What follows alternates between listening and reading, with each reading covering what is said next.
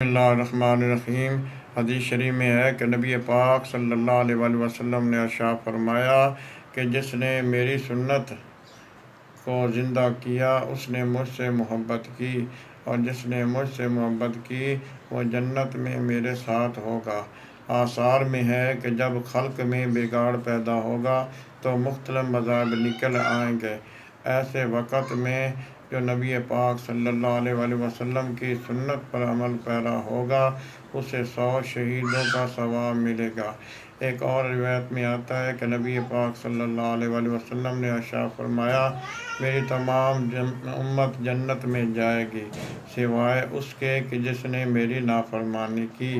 پوچھا گیا، اے نبی پاک صلی اللہ علیہ وآلہ وسلم، کس نے آپ کی نافرمانی کی؟ تو آپ صلی اللہ علیہ وآلہ وسلم نے ارشاد فرمایا، جس نے میرا حکم مانا اس نے میری اطاعت کی، اور جس نے میرا حکم نہیں مانا اس نے میری نافرمانی کی، اور ہر وہ عمل جو میری سنت کے مطابق نہیں ہے وہ گناہ ہے۔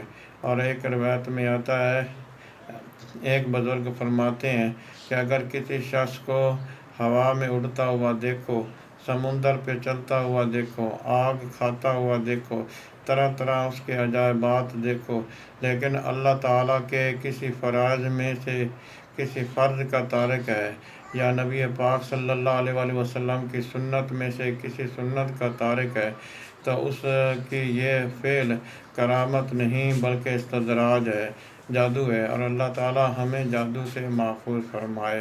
اور ایک روایت میں آتا ہے کہ نبی پاک صلی اللہ علیہ وآلہ وسلم نے ارشاد فرمایا، جس نے میری سنت کو ضائع کیا اس پر میری شفاعت حرام ہوگی۔